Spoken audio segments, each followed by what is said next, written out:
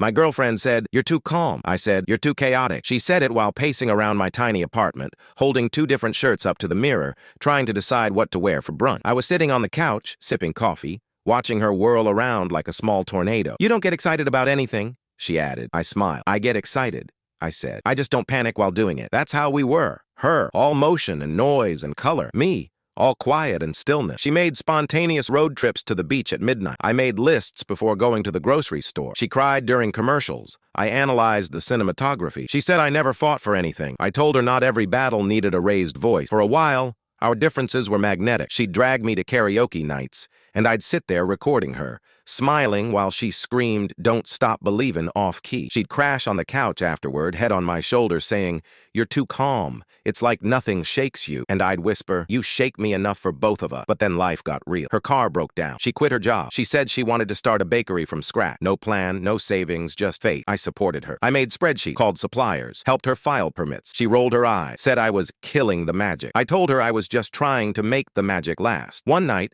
she stormed out after another argument. Something about me not believing in her fire. I didn't chase her. That's not who I am. I waited. 2 days later, she came back, mascara smudged, smelling like rain. "You didn't call," she said quietly. "You always come back," I answered, "because you know I'll still be here." She looked at me for a long moment, then cried into my chest. "You make me crazy," she said between sobs. "And you calm me down," I whispered. That was us. Chaos and calm, storm and shore. Months later, at the opening of her bakery, she handed me the first cupcake with a shaky smile. "You're the reason this exists," she said. "You built the walls while I painted them." I laughed softly. "I told you I believe in your fire. I just needed to make sure it didn't burn the house down." She smiled through tears, whispering, "You're still too calm." I kissed her forehead. "And you're still too chaotic. That's why we work." When the bakery took off, she'd wake up at 3 a.m. to check the ovens, hair tied messily, flour dusting her cheek. I'd bring her coffee, leaning against the counter, watching her command the kitchen. She never noticed how proud I was. She built something from dreams, I'd tell everyone. I just helped steady the ladder. Years later, during our wedding vows, she said, "You were the calm I never knew I needed. I thought love had to be loud, fiery, dramatic, but you taught me it can be quiet, steady, and safe." When it was my turn, I said, "You brought color to my grayscale world." She laughed through tears, the same way she did the first night we met. Now,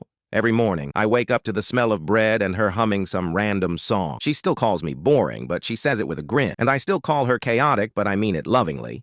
Because love isn't about changing each other. It's about learning how to dance at two different tempos without stepping on toes. Sometimes, she still storms through the house over small things like burnt pastries or late deliveries, and I still meet her at the door with a calm voice and a hug. Because after all this time, I've learned something simple. You don't calm a storm by fighting. You hold it until it remembers it's safe to stop. She was my storm, and I was her stillness. Together, we built something that could weather both.